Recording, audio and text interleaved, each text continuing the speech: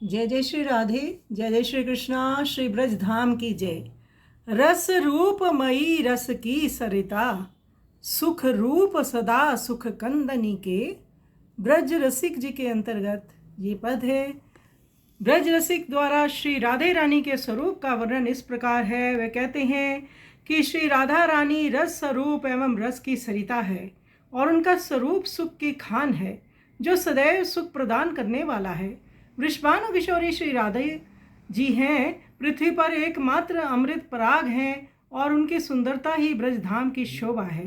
तीनों लोग इनकी वंदना कर रहे हैं। श्री राधा रानी के नेत्र युगल इतने सुंदर हैं कि जल में रहने वाली मछली, हिरन एवं खंजन पक्षी के गर्व को लज्जित कर रहे हैं। समस्त ब्रह्मांडों में जो इनकी भी वंदना कर रहा है, सो वास्तव में श्री राधा रानी की ही वंदना कर रहा है।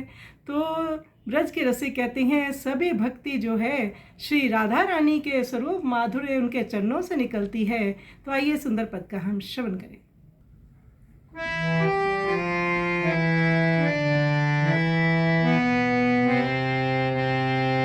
रस रूप मई रस की सरिता, रस रूप मई रस की सरिता, सुख रूप सदा सुख कांदनी के। सुख रूप सदा सुख कांदनी के, रस रूप मई रस।